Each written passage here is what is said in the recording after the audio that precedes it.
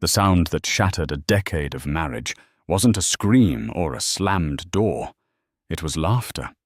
Cold, condescending laughter that echoed off the marble floors of a multi-million-dollar penthouse. Archer Davenport, a titan of industry whose face graced the cover of Forbes, looked at his wife Renata as if she were a child who'd just offered him a crayon drawing to solve a quantum physics problem. She had just shared her dream, a small revolutionary idea she believed could change the world. He didn't just dismiss it, he ridiculed it, turning her hope into the punchline of a cruel joke in front of their powerful guests. In that moment, as the laughter died and a chilling silence took its place, Renata made a decision. She walked away from the man, the money, and the life that was suffocating her. He laughed even harder as she left, certain she'd be crawling back within a week. He was wrong. He had no idea he had just unleashed the very force that would bring his entire empire to its knees. The air in Archer Davenport's penthouse was worth more than most people's homes. It was a carefully filtered, temperature-controlled atmosphere, scented with a subtle, custom-blended aroma of sandalwood and old money. Tonight, it was also thick with the cloying sweetness of expensive champagne and the self-congratulatory hum of the city's elite. Archer stood at the center of it all, a king in his court. His suit was a bespoke Tom Ford, his watch a Patek Philippe, and his smile a weapon he wielded with surgical precision. His company, Davenport Innovations, was the undisputed leader in data processing hardware. They built the unsexy but essential servers and processors that powered the digital world. Archer had built it from the ground up, a fact he never let anyone forget. He was a genius, a visionary, a predator in a world of prey. Renata Reed, his wife of 12 years, stood slightly behind him, a beautiful silent accessory. Her dress was exquisite, chosen by Archer's stylist. Her smile was perfectly polite, practiced over years of standing in her husband's formidable shadow.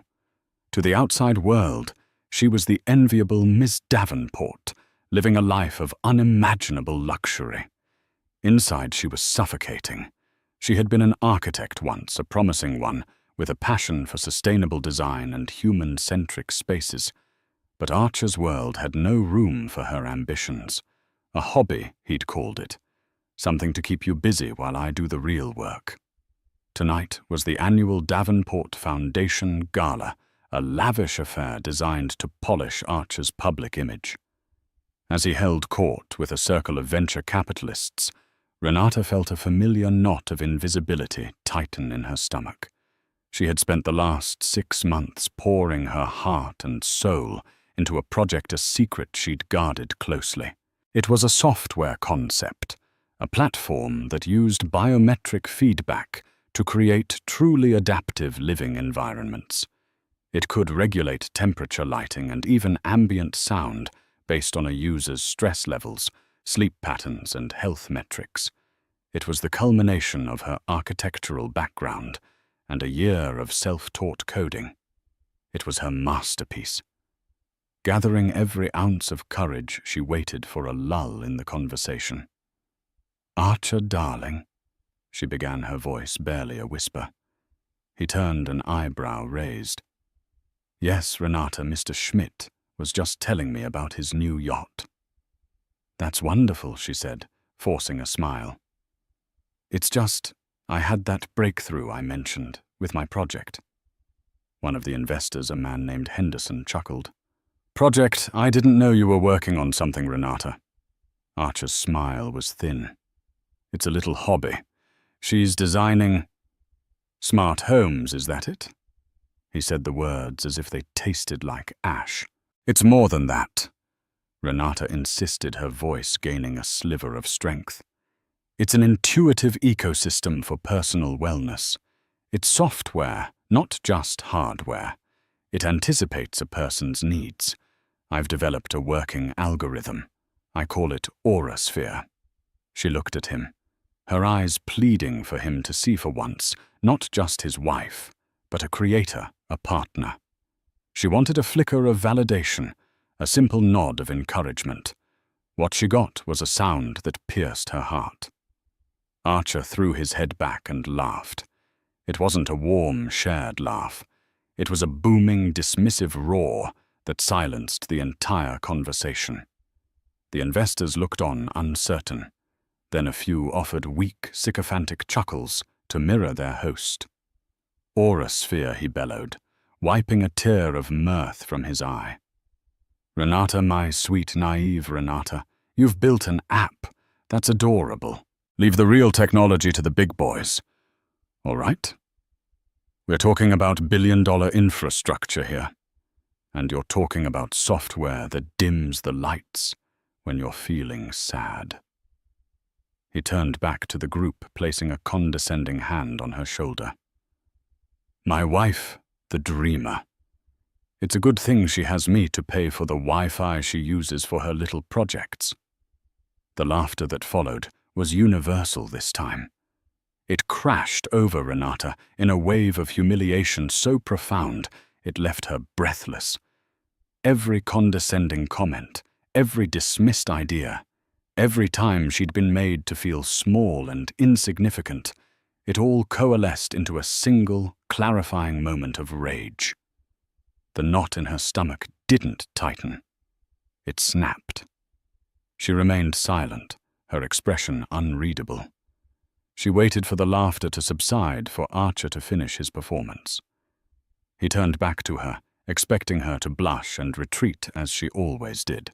Instead, she met his gaze, her eyes as cold and hard as diamonds. Thank you, she said, her voice steady and clear. You've made things perfectly clear. Without another word, she turned and walked away.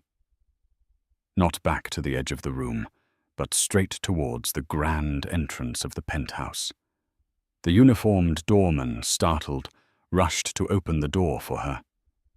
Archer watched a smirk playing on his lips, a bit of drama. She'd be back before the party was over, full of apologies. She wasn't.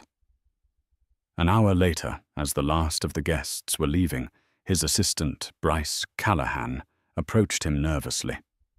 Sir Mrs. Davenport's driver just called. He dropped her at the airport. Archer's smirk widened. A weekend at a spa to cool off. Let her. She'll run out of money eventually. He said she had 2 large suitcases, Sir Bryce added, and she paid him in cash. She told him to tell you, not to wait up. For the first time that night, a flicker of something annoyance, not concern, crossed Archer's face. He pulled out his phone and dialed her number. It went straight to voicemail. He sent a text. This little tantrum is amusing. Come home when you're done playing. He poured himself a glass of scotch, the triumphant feeling of the evening returning. He stood before the floor-to-ceiling windows, looking out at the glittering city that was his kingdom. She was nothing without him. A former architect with no connections, no capital, and a silly little idea about a mood-sensing light switch. He took a long sip of his drink and laughed again, the sound now echoing in the vast, empty penthouse. She'd come crawling back. They always did. The roar of the jet engine was a welcome noise, drowning out the sound of Archer's laughter that still echoed in Renata's ears. She wasn't flying to a luxury resort in the Caribbean. She was on a red-eye flight to Portland, Oregon, a city she'd chosen for its burgeoning tech scene and, more importantly, its distance from the stifling social circles of New York. The 2 suitcases in the cargo hold contained not designer clothes, but her entire life's work. 3 prototypes of the Aurasphere hub. Years of journals filled with algorithms and architectural sketches and every piece of personal documentation she could grab. She had just under $70,000 to her name. A secret fund she had painstakingly built over years from the occasional freelance design job Archer had permitted her, to take believing them to be harmless arts and crafts projects. He controlled every other aspect of their finances, a gilded leash he used to ensure her dependence. Landing in the damp grey Portland morning felt like a baptism. The air was clean and cool, a stark contrast to the sterile, recycled atmosphere of her former life. She rented a small one-bedroom apartment in the Pearl District, the kind of place Archer would have considered a closet. To Renata, it was a sanctuary. The bare walls and empty rooms weren't a sign of poverty. They were a blank canvas. The first week was a blur of logistics and loneliness. The silence was the hardest part. For 12 years, her life had been filled with the noise of Archer's world, the ringing phones, the demanding schedules, the endless social obligations. Now the only sound was the hum of her computer and the frantic scribbling of her pen. She knew she couldn't do it alone. There was only one person she could trust, someone who had seen the spark in her long before Archer had tried to extinguish it. She dialed the number of Dr. Lena Petrova, her former professor and mentor from Columbia Architecture School. Lena, a brilliant but fiercely unconventional academic, had left the ivory tower years ago to consult for tech startups. Renata Lena's voice was as sharp and inquisitive as ever. "I haven't heard from you in years. I assumed your husband had you locked away in a tower of gold bullion." Renata let out a shaky laugh. "I escaped the tower, Lena. I need your help." She explained everything: the idea, the humiliation, the escape. She didn't have to embellish. The raw facts were damning enough. Lena listened without interruption, a long silence hanging in the air after Renata finished. "Good," Lena said, finally her voice firm. "It's about time. That man was a lead weight on your genius. What do you need?" "I need a partner," Renata said. "Someone who understands both the technology and the philosophy behind it. Someone to help me turn this into a business. I can offer you equity. A lot of it. It's all I have." A week later, Lena Petrova arrived at Renata's apartment with 2 suitcases of her own and a whiteboard. She was a whirlwind of energy, her silver hair tied back in a messy bun, her eyes alight with a familiar fire. She looked at Renata's prototypes, read through her journals, and for 3 days she interrogated every line of code, every design choice, every market projection. "This isn't just a smart home gimmick," Katlina said on the 3rd day, pacing the small living room. "This is predictive wellness. You've created a closed-loop biofeedback system for living spaces. The applications, they go beyond luxury homes. Think assisted living facilities, hospitals, therapeutic centers. You're not selling convenience. You're selling quality of life." With Lena's guidance, Renata's vision expanded. They refined the business plan, incorporated Aurasphere technologies, and rented a tiny co-working office space that was little more than 2 desks and a shared coffee machine. Their days were grueling, fueled by cheap coffee and takeout noodles. Renata focused on refining the product, making the algorithm more sensitive, the user interface more seamless. Lena, a formidable networker, began the hunt for funding. The rejections came fast and hard. They were 2 women with an unproven concept in a world dominated by men and established giants. Most venture capitalists couldn't see past the smart lighting pitch. They heard the name Renata Reed and saw no connection to the powerful Davenport name. Archer had ensured her professional identity was erased. Meanwhile, Archer was proceeding with the divorce. His lawyers were sharks, painting Renata as an untable, ungrateful woman who had abandoned a lavish and loving home. They offered her a paltry settlement designed to be insulting, tying up every joint asset in legal knots.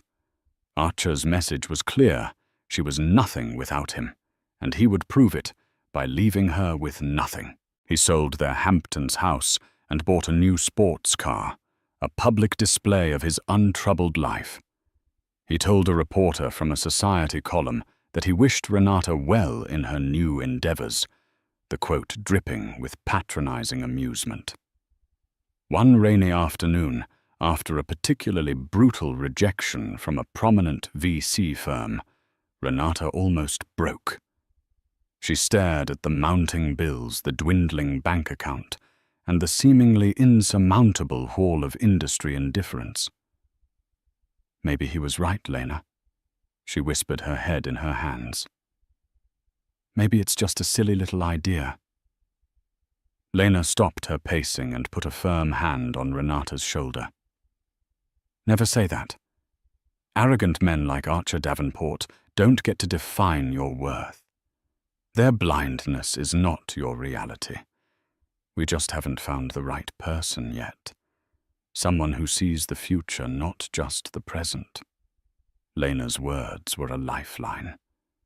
Renata took a deep breath, pushed aside the doubt, and got back to work. She remembered Archer's laughter, not as a source of pain, but as a source of fuel. It was the sound of ignorance, of a man so trapped in his own success that he couldn't see a revolution, even when it was sleeping in his own bed. She would not fail. She would make him see. The breakthrough came from an unexpected direction. Lena, leveraging an old academic connection, secured a meeting with K-Tech Ventures, a forward-thinking firm based in Tokyo, known for its bold investments in disruptive technologies. At its head was Mr. Kenji Tanaka, a legendary figure in the venture capital world, a quiet, discerning man who valued vision over volume. Unlike the brash, dismissive VCs in Silicon Valley, Mr. Tanaka and his team listened. They flew Renata and Lena to Tokyo, a trip paid for with the last of their company funds. They didn't meet in a sterile boardroom, but in a traditional Japanese garden over cups of matcha tea. Renata, nervous but resolute, didn't just present a business plan. She told a story. She spoke of architecture not as buildings, but as a third skin. She talked about technology not as a tool for convenience, but as a medium for empathy. She demonstrated the aura sphere prototype, showing how it could subtly adjust the lighting warmth in response to a rising heart rate, or introduce a calming, low-frequency sound when it detected sleep restlessness. Mr. Tanaka watched his face impassive.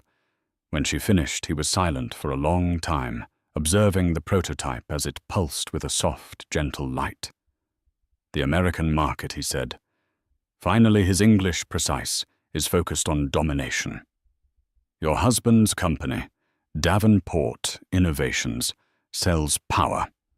Faster processing, bigger storage. It is a philosophy of more. You, Ms. Reed, are selling better, a better state of being. This is a far more difficult concept to sell, but a far more valuable one to own. He looked directly at Renata. Most companies want to shape the world. You want to shape a person's world. It is a profound difference. He stood up, bowed slightly, and said, "We will be in touch." The flight back to Portland was agonizing.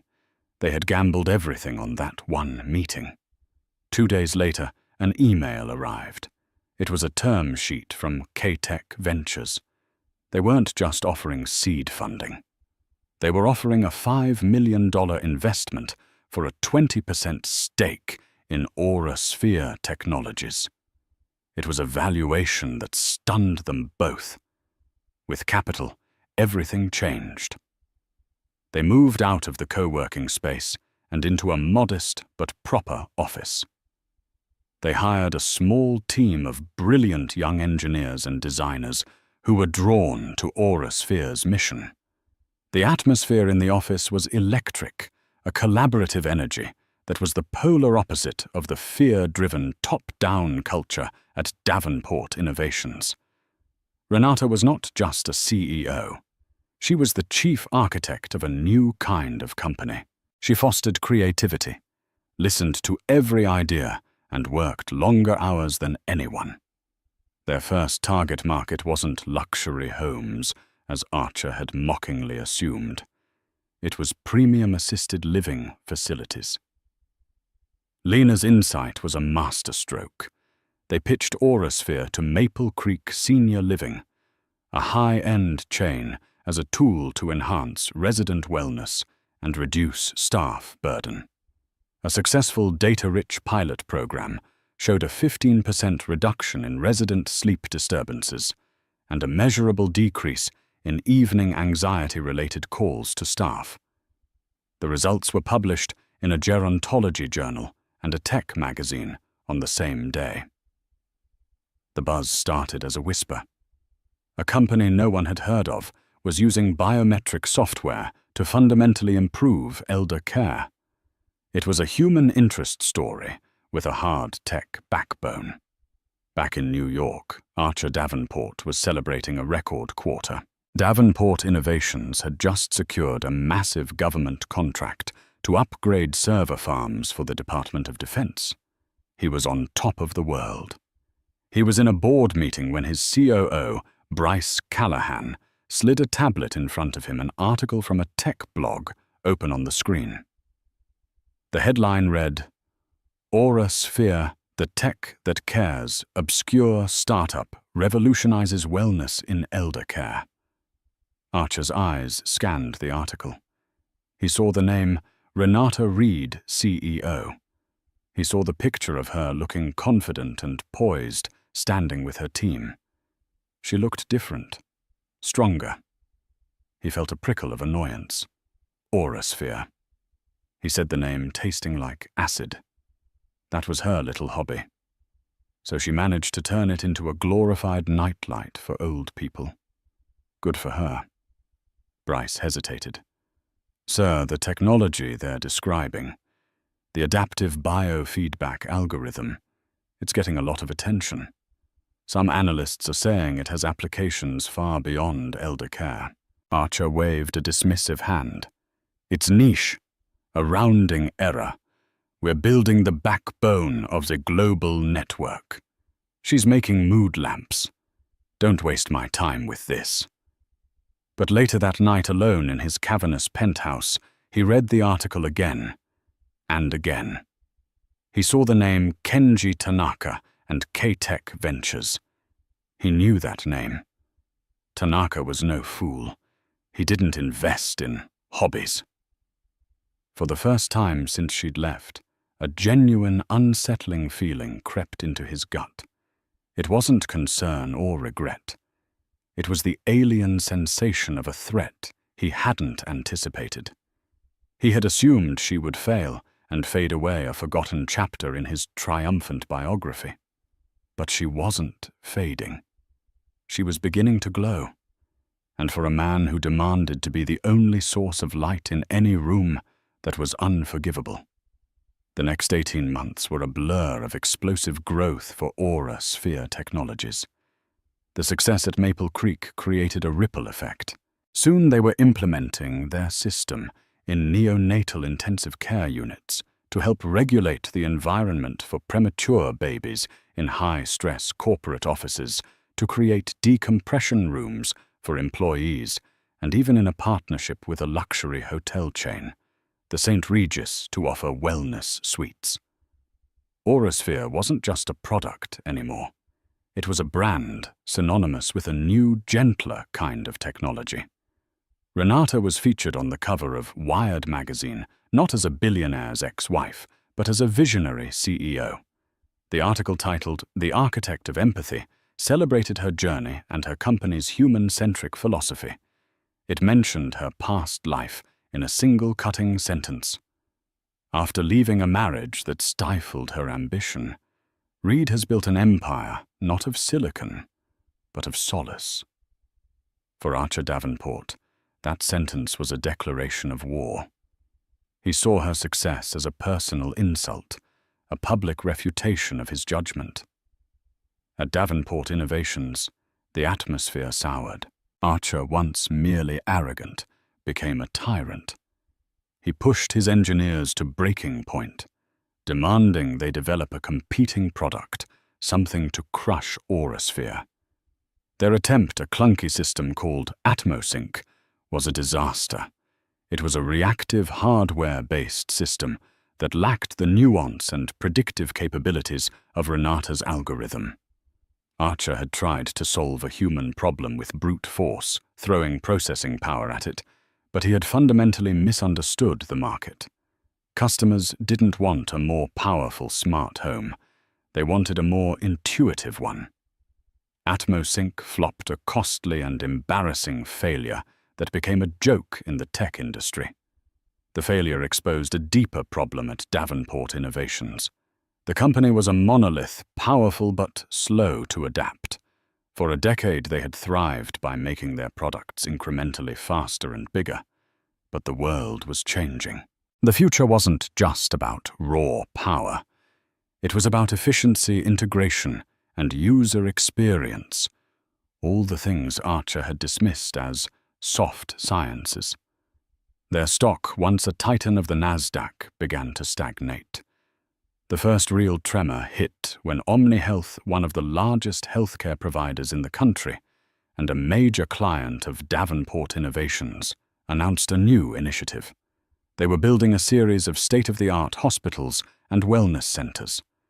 For the server infrastructure, they would of course use Davenport hardware. But for the environmental systems, in every single room, from the ICU to patient recovery suites, they announced an exclusive 10-year partnership with Aurasphere Technologies. The news hit Wall Street like a shockwave. It wasn't just the monetary value of the contract, which was enormous. It was the symbolism. A legacy hardware giant was being forced to integrate with a nimble, forward-thinking software startup to stay relevant. Archer was incandescent with rage. He called an emergency board meeting. "How did this happen?" he roared, slamming his fist on the polished mahogany table. "OmniHealth is our client. We have their server contract." Bryce Callahan, visibly sweating, cleared his throat. "Sir, they see this as two different needs. They see us as the plumbing and Aurasphere as the water. They said Ms. Reed's technology directly addresses their goals for patient outcomes in a way our hardware can't." The water archer's voice dropped to a dangerous whisper. "They think my company, my life's work, is a series of pipes for her little mood app." He stared out the window at the city below his knuckles, white as he gripped the back of his chair. He had laughed at her. He had told the world she was nothing without him. Now she was dictating terms in his own territory. The humiliation was a physical pain, sharp and deep. The seed of unease that had been planted months ago had now sprouted into a thorny vine of fear. This was no longer about a scorned wife's petty revenge. This was a fundamental challenge to his dominance. Renata wasn't just building a company. She was building a new paradigm, and he was being left behind. His world was built on the certainty of his own genius. For the first time, that foundation was cracking, and he could feel the ground beginning to shift beneath his feet. He had to stop her, not just to win, but to survive. Archer's response was not one of innovation, but of aggression. If he couldn't outcompete Renata, he would destroy her. He marshaled the full force of Davenport Innovations' legal and public relations departments, launching a multi-front assault on Aurasphere. First came the patent trolls. Suddenly, Aurasphere was hit with a dozen frivolous lawsuits from shell corporations, all claiming patent infringement on various aspects of their technology. The lawsuits were baseless, but the strategy was clear to bleed Renata's smaller company dry through legal fees and endless discovery processes. Next came the smear campaign. Anonymous articles began appearing on fringe financial blogs, questioning Aurasphere's data security. Whispers started in online forums about the dangers of letting a system monitor your biometric data. The campaign was clever, playing on public fears about privacy. It was designed to sow doubt among potential clients and investors, tarnishing the brand of trust and wellness that Renata had so carefully built. Renata and Lena knew immediately who was behind it. The tactics were pure, Archer, brutal, expensive, and designed to crush, not to compete. "He's trying to drown us in the mud," Lena said, staring at a stack of legal notices that covered her desk. "He can't beat our product, so he's attacking our integrity." The assault took its toll. Their legal bills skyrocketed. The team became distracted, forced to spend hours responding to discovery requests instead of developing their next-generation software. A few potential clients paused negotiations, spooked by the negative press. Renata found herself sleeping in the office, fueled by adrenaline and a growing fury. This wasn't just business. Archer was trying to dismantle her dream piece by piece, just as he had tried to dismantle her spirit for years. But Archer had made a critical miscalculation. He was fighting the Renata. He remembered the quiet, accommodating woman who avoided confrontation. He wasn't prepared for the CEO she had become, a leader forged in struggle and backed by a fiercely loyal team and a powerful, patient investor. Renata called Mr. Tanaka in Tokyo. She laid out the situation, plainly expecting him to be worried about his investment. "Davenport is a wounded animal," Ms. Reed Tanaka said, his voice calm and steady. "And wounded animals are predictable. Do not play his game. Do not fight him in the mud. Rise above it. Show the world why you are different." His advice clarified everything. Renata held an all-hands meeting. "We are not going to respond with anger or fear," she told her team, her voice ringing with conviction. "We are going to respond with radical transparency." Aurasphere took the unprecedented step of making their entire security protocol and data anonymization process open source. They invited independent auditors to review their systems and publish the results. They launched a public education campaign about ethical technology, hosting webinars and writing op-eds about the importance of user-controlled data. Instead of hiding, they opened their doors wide, turning Archer's attack into a platform to showcase their integrity. The strategy was a stunning success. The tech community lauded their transparency. The baseless lawsuits began to crumble under public scrutiny, and the sheer quality of Aurasphere's legal defense, funded by a fresh injection of capital from K-Tech Ventures. The smear campaign backfired, making Davenport Innovations look like a clumsy old guard bully trying to stifle a popular innovator. Archer, watching from his New York skyscraper, was apoplectic. Every weapon he had deployed had been turned against him. He had spent millions, and all he had managed to do was make Renata a hero. His desperation curdled into recklessness. He authorized a black hat operation, hiring a shady cybersecurity firm to try and hack into Aurasphere's servers to find something, anything to use against her. The hackers, however, were not as good as they claimed, and Aurasphere's security, built from the ground up by a team of paranoid prodigies, was better than anyone imagined.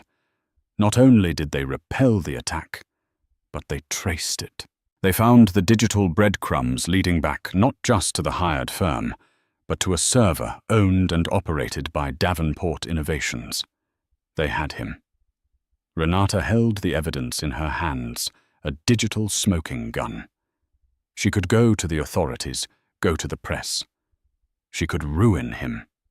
Lena and her legal team urged her to do it. But as she looked at the data trails on the screen, she didn't feel triumphant. She felt a profound sense of clarity. Ruining Archer was his game. It was a small, petty goal. Her goal was bigger. She wasn't just fighting her ex-husband anymore. She was fighting for the future of her industry. "No," she said, quietly. "We're not going to the press. Not yet. We're going to keep this. We're going to wait. There's a better way to win this war."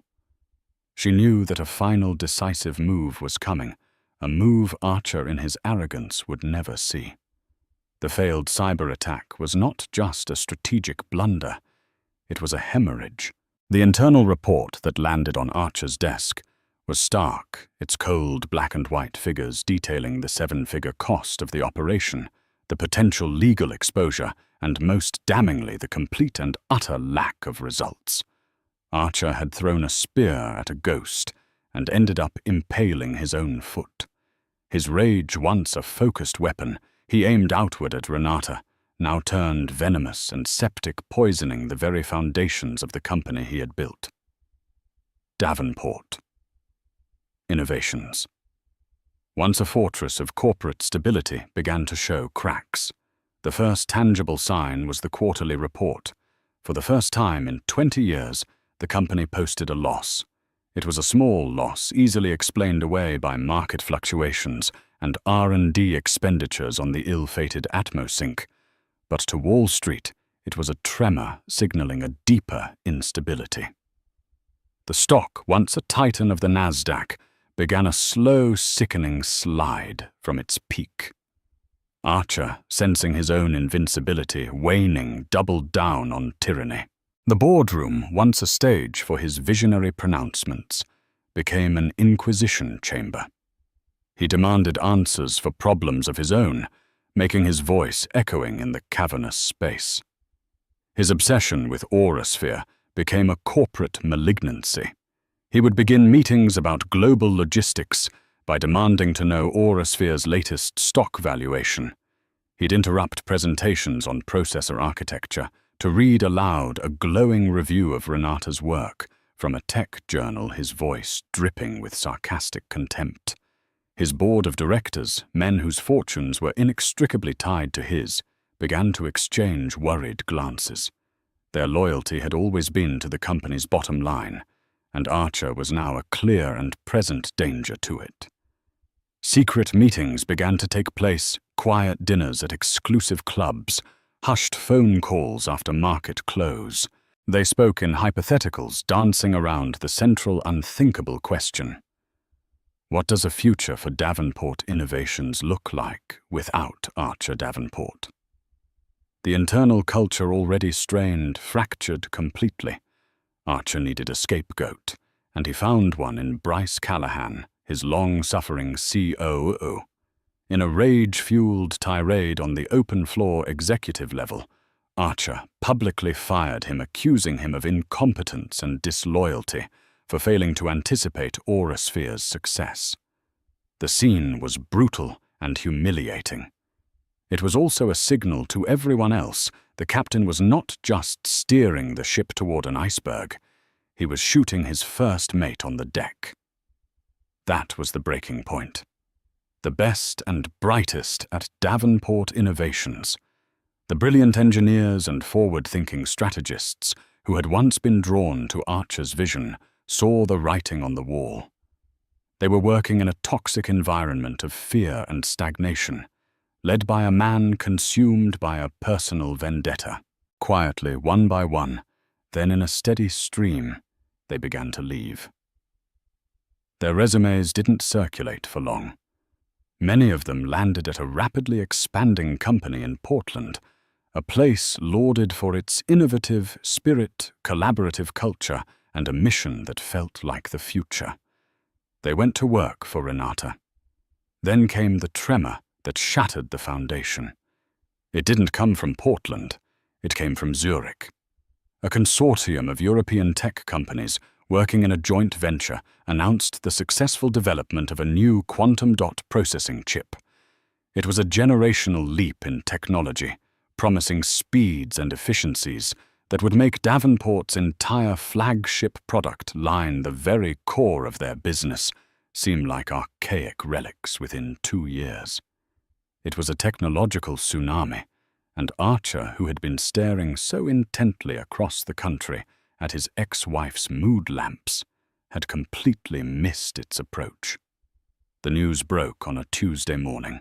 By noon, Davenport Innovations' stock was in free fall. Alarms shrieked across the trading floor as automated sell-offs triggered. Analysts who had once praised Archer's iron grip now spoke of him in the past tense, dissecting his fatal lack of focus and obsession with a niche competitor.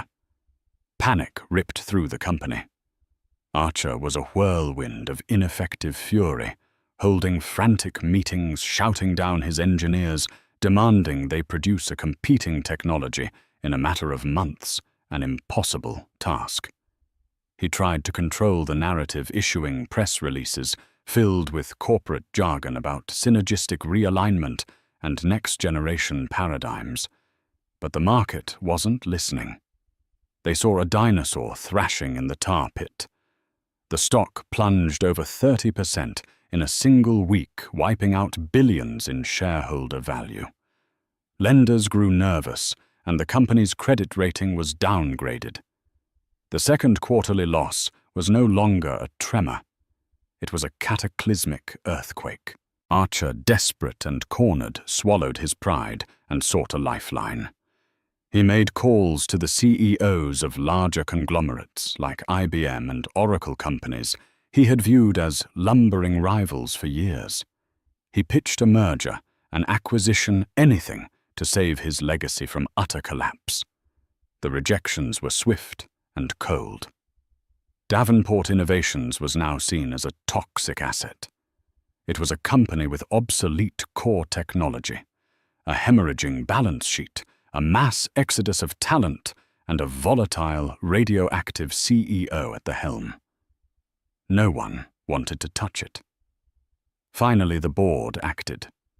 They summoned Archer to a special evening session. The atmosphere was funereal.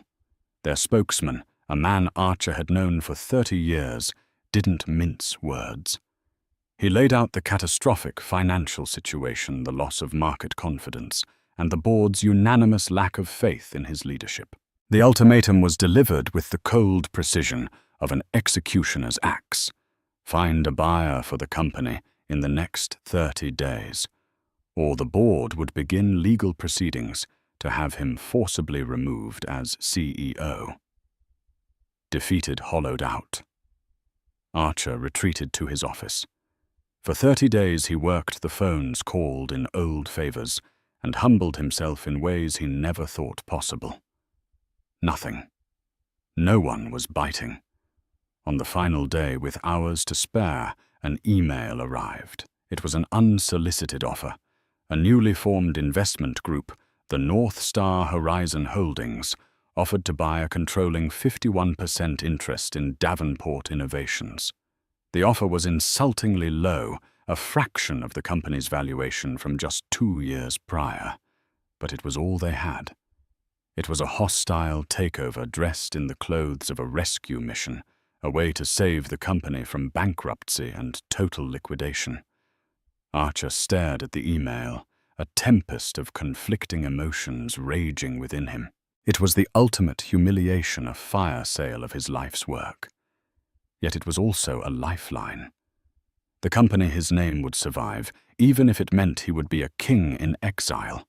He had no idea who was behind North Star Horizon Holdings. Their lawyers were intensely private, revealing nothing about their client. But in his desperation, it didn't matter. A buyer was a buyer. With a trembling hand, he signed the letter to the board, formally recommending they accept the offer. He felt a sliver of grim relief amid the bitterness.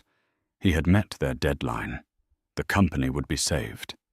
He began preparing himself for the inevitable next step, his own unceremonious dismissal by the new faceless owners.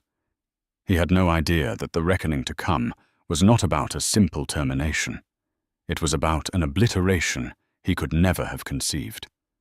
The boardroom, once Archer Davenport's personal coliseum, remained entombed in a silence so profound it felt like a physical weight, the air usually crackling with his commands, and the sycophantic hum of agreement was now still and cold. The board members, men who had profited from his ruthlessness for years, seemed to shrink in their expensive chairs, their gazes fixed on the polished mahogany of the table as if it held the secrets to their own survival. All eyes were on Renata, this ghost from their periphery, now occupying the seat of absolute power. Archer's mind, a machine of calculation and strategy, had simply stopped working. It cycled through a loop of denial, trying to reject the reality standing before him. This had to be a hallucination, a stress-induced nightmare.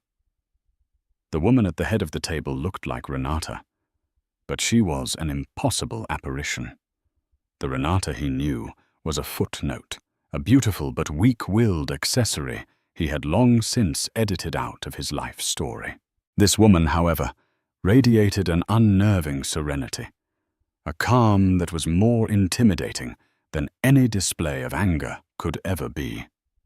Behind her, the quiet presence of Lena Petrova and the legendary Kenji Tanaka only solidified the terrifying impossibility of the scene. He finally found his voice, but it was a ragged, incredulous rasp, a sound alien to him. Renata. He stammered the name, a strange, foreign word in his mouth. What is this? Some kind of joke? Renata's gaze finally settled on him. There was no triumph in her eyes, no gloating smirk that he would have worn so proudly.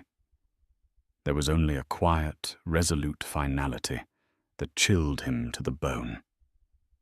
"It's not a joke, Archer," she said, her voice steady and clear, each word precise and devoid of malice.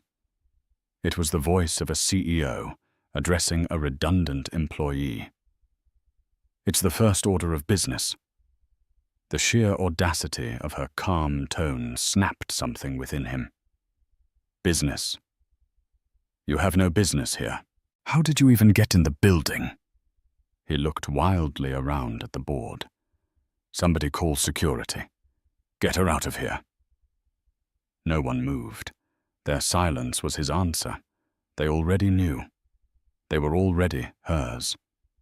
His sputtering rage subsided, replaced by a desperate, gnawing confusion. The core of his worldview was that power came from money. She had left with nothing.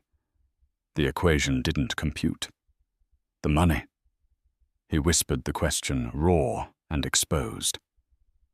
"Where did you get the money?" Renata took a moment before answering, allowing his question to hang in the suffocating air. "You're a hardware man, Archer." She began, her tone analytical, as if explaining a complex problem to a child. "You think in terms of tangible assets, of things you can see and count. Servers, processors, stock certificates, buildings. You never ever understood the value of an idea. You couldn't hold it, so you thought it was worthless." She leaned forward slightly, her focus unwavering. "While you were spending millions of this company's dollars on lawyers and back-alley PR firms to wage a war against me. Aurasphere was securing partnerships. While you were trying to bully a market, you no longer understood we were creating a new one.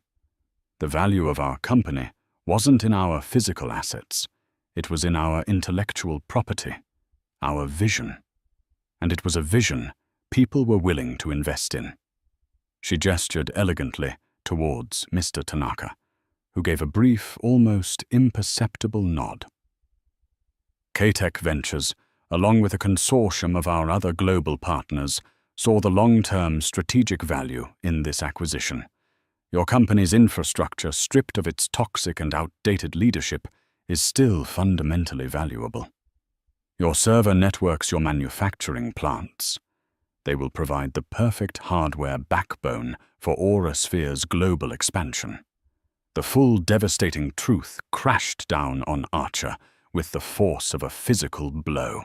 He staggered back a step, his hand gripping the back of a chair for support. This wasn't just a hostile takeover. It was an act of complete and total absorption. She hadn't just beaten him. She had consumed him.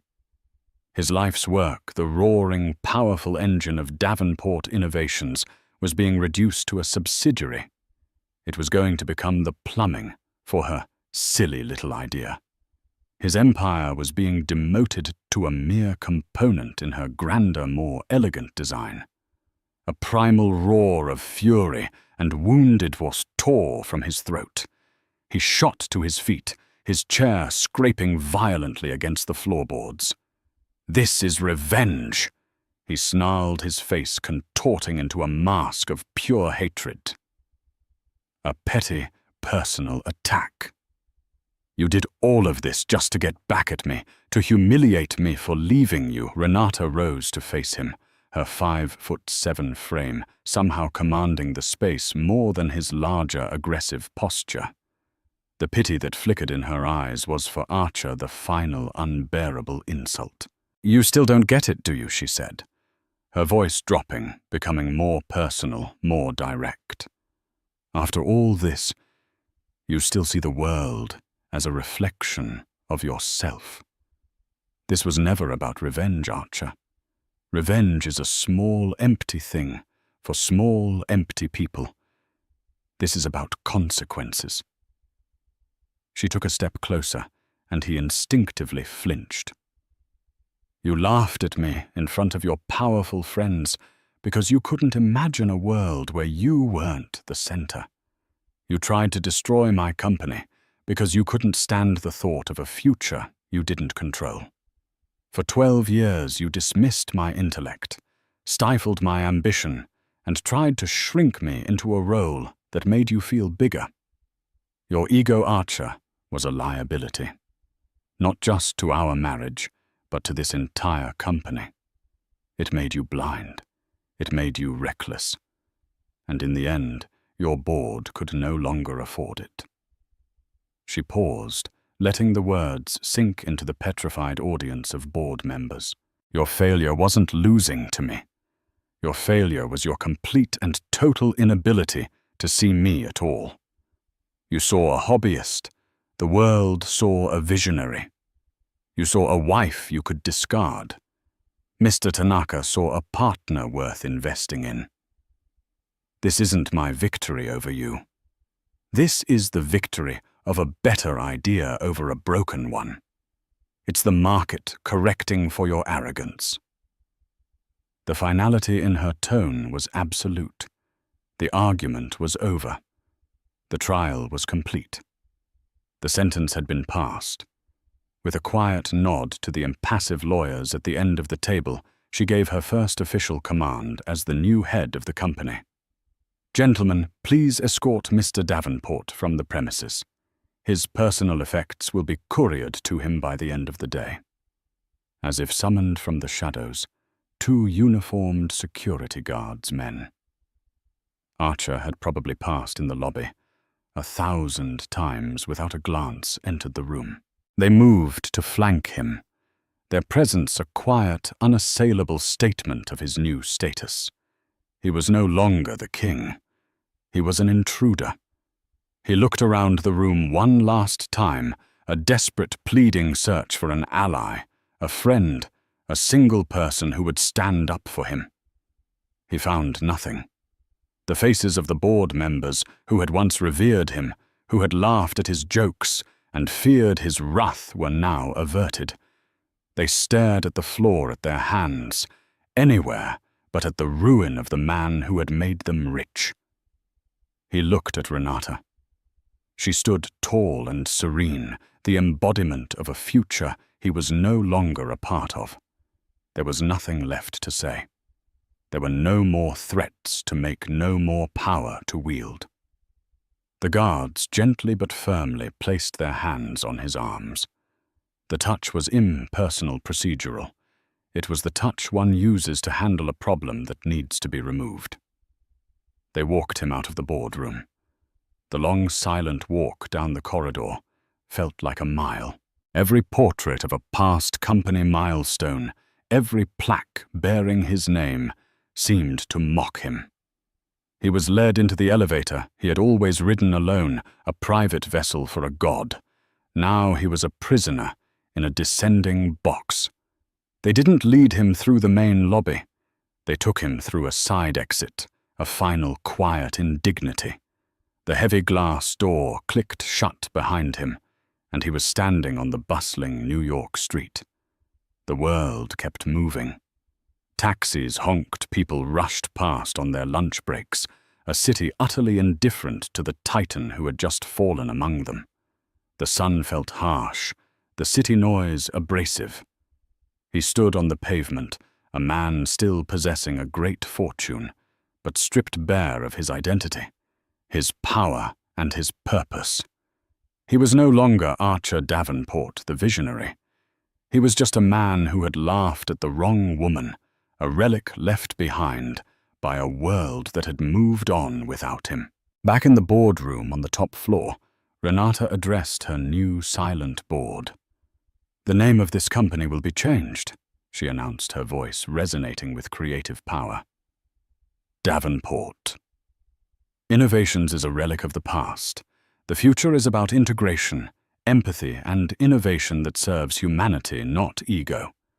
The work begins now. She hadn't just bought his company. She was erasing him. And that she knew was the most profound and elegant form of karmic justice. The story of Renata Reed and Archer Davenport is a powerful reminder that the loudest voice in the room isn't always the most powerful. It's a story about the blindness of arrogance and the quiet, unshakable strength of a dream that refuses to die. Archer's empire was built on steel and silicon, but it was defeated by an idea he was too proud to understand. Renata didn't just win a corporate battle. She proved that value isn't always measured in stock prices, but in vision, resilience, and the courage to build something new from the ashes of a life you were told wasn't good enough. Her journey shows us that sometimes the greatest karmic justice isn't about revenge. It's about simply outgrowing the people who tried to keep you small. What did you think of Renata's incredible rise and Archer's stunning downfall? Does this story remind you of anyone you know? Let us know your thoughts in the comments below.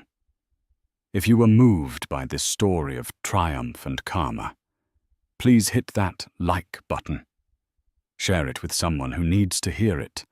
And don't forget to subscribe to our channel for more real-life stories that will leave you speechless. Thank you for listening.